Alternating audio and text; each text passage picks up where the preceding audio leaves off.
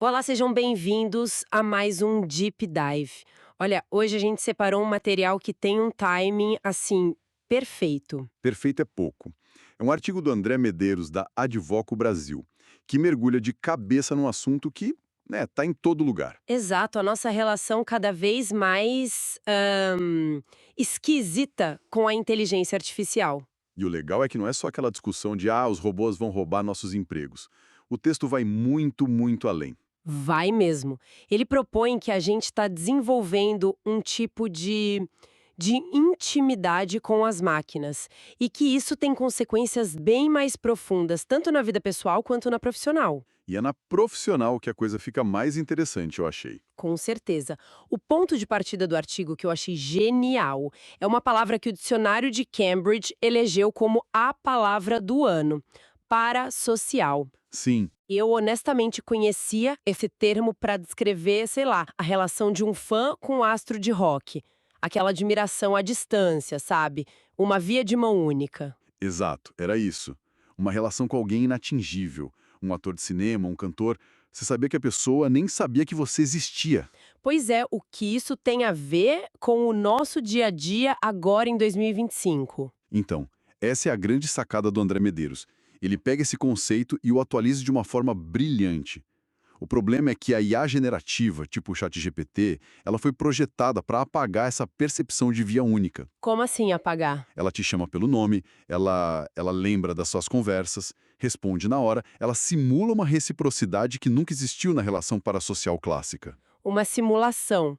E a gente acaba caindo nela, porque no fundo continua sendo uma via de mão única, né? Não tem uma consciência do outro lado. Continua, mas a simulação é boa. E é por isso que o autor cria uma expressão que para mim é fortíssima, alucinação de reciprocidade. Alucinação de reciprocidade, uau. A palavra alucinação é perfeita, né? Porque é uma percepção na ausência de um estímulo real. A gente sente que está sendo ouvido, que está sendo compreendido. Mas na verdade a gente está interagindo com um modelo estatístico, um eco sofisticado. Um eco sofisticado, adorei a definição. É isso. Tá, mas vamos lá. Qual o problema real disso? As pessoas se sentem sozinhas, buscam interação. Se uma máquina oferece um conforto, uma validação, não é melhor do que nada? Onde está o perigo? O perigo, segundo o texto, não é a solidão. É algo que ele chama de validação do vazio. Validação do vazio? Explica isso. Quando você conversa com uma pessoa real, existe atrito. A pessoa pode discordar de você, pode te frustrar, te desafiar, e é nesse atrito que a gente cresce. A IA não.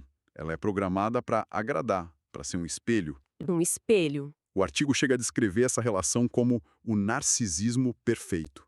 É um espelho algorítmico que só reflete o que a gente quer ouvir, sem nunca nos confrontar com o outro de verdade. Nossa, o narcisismo perfeito, isso é pesado. Porque sugere que a gente está escolhendo, voluntariamente, um eco em vez de uma voz de verdade. Estamos trocando a complexidade de uma relação humana, com todos os seus defeitos, pela conveniência da validação instantânea. E isso a longo prazo nos enfraquece, é isso? Exatamente. O argumento é que isso alimenta o que ele chama de crise de autenticidade. A gente desaprende a lidar com o desconforto. É mais fácil e rápido ouvir ótima ideia de um algoritmo do que construir um argumento com um colega. É a atrofia pelo conforto que ele menciona. Essa mesma. E o mais assustador que o artigo aponta é que essa lógica não fica só na vida pessoal. Ela está vazando e inundando o mundo do trabalho. Sim, essa conexão para mim foi a parte que a ficha mais caiu. Essa atrofia pelo conforto no nosso trabalho. A gente busca ferramentas que eliminam a necessidade de pensar. E isso gera um resultado bem específico. Com certeza. E o autor dá um nome para esse fenômeno que, olha, é daqueles termos que depois que você ouve, você começa a ver em todo lugar. Ele chama de work slop. Workslop, eu amei essa palavra. Ela soa exatamente como que ela descreve. Não é conteúdo gerado por IA, que é uma coisa neutra, tecnológica. Workslop em inglês é tipo resto, lavagem. Exato. Algo sem valor. O termo já carrega um julgamento de qualidade, o que é muito perspicaz. Ele nos força a encarar o que está sendo produzido. E a definição que o artigo dá é cirúrgica, né? É. Conteúdo corporativo de baixa qualidade gerado massivamente por IA sem supervisão humana crítica. E para não deixar dúvida, ele dá um exemplo que para mim é devastador. O do advogado? Esse mesmo. Imagina, um advogado júnior usa IA para gerar uma petição. Ele manda para o sócio, que está sem tempo, e usa outra IA para resumir. Essa peça vai para o juiz, que também está sobrecarregado, e usa uma terceira IA para resumir o resumo e fundamentar a decisão. É assustador. E a conclusão do artigo é brutal. Ninguém leu, ninguém escreveu, apenas energia foi gasta e trabalho foi simulado. É um teatro da produtividade. E-mails voam, documentos são anexados, sistemas são atualizados. Tem uma aparência de movimento, mas o que ele chama de lastro cognitivo, Simplesmente evaporou. Não tem mais. É a simulação do trabalho. e isso gera o que o artigo chama de inflação de conteúdo. É uma analogia ótima. Assim como a inflação corrói o dinheiro, o workslop corrói o valor do conhecimento na empresa. E o paradoxo é que esse mar de mediocridade gera mais trabalho, né? Porque agora a gente precisa gastar mais tempo para achar uma informação útil no meio de tanto ruído sintético. Exato. Fico pensando quantos e-mails que a gente recebe hoje não foram escritos por uma pessoa e talvez nem lidos de verdade por outra. Isso corrói a confiança. Totalmente. Então, de um lado, a gente tem a atrofia pelo conforto pessoal e do outro, essa epidemia de work slop. E o artigo diz que são dois sintomas da mesma doença. São as duas faces da mesma moeda. A doença é a nossa rendição à facilidade, a aversão ao atrito. E o artigo detalha as consequências disso em 6 dimensões da crise. E tem duas ali que são muito reveladoras. A primeira é a nova escassez. O que se torna raro num mundo inundado por conteúdo fácil. Exatamente essa pergunta. A resposta do artigo é a curadoria, a verdade e a fricção cognitiva. Fricção cognitiva? Gostei. É a capacidade de pensar contra a maré, de questionar, de fazer o trabalho difícil de validar uma informação. O pensamento crítico vai virar um artigo de luxo. A capacidade de dizer, peraí, isso não faz sentido, vai ser absurdamente valiosa. O que me leva à segunda dimensão que você ia falar, imagino. Se o pensamento crítico é um luxo, o profissional que o detém é um profissional diferente. É o que o texto chama de profissional da inteligência artesanal. Inteligência artesanal. A visão é que o futuro não é dos gerentes de robôs, que são só operadores de algoritmo. O futuro pertence a quem se recusa a terceirizar o próprio pensamento, a quem mantém a capacidade de julgamento, de nuance. É o conhecimento aplicado com o cuidado de um artesão. Entendi. É por isso que aquela frase do André Medeiros me marcou tanto. Conforto não é competência. Simples e direto, resume tudo. O risco não é IA te substituir. O risco é você se tornar tão dependente da facilidade que você mesmo vira uma pessoa irrelevante.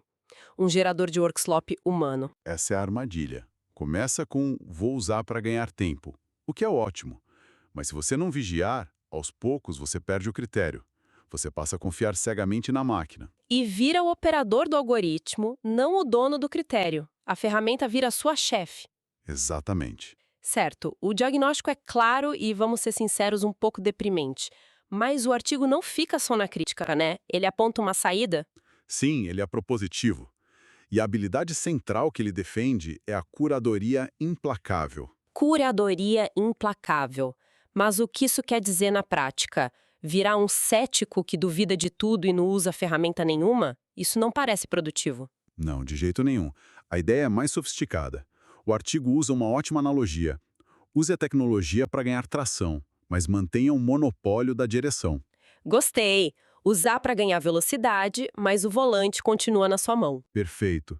Significa usar IA para automatizar o repetitivo, para gerar opções, para acelerar a pesquisa, mas o julgamento, a escolha estratégica, a responsabilidade final, isso é inegociável.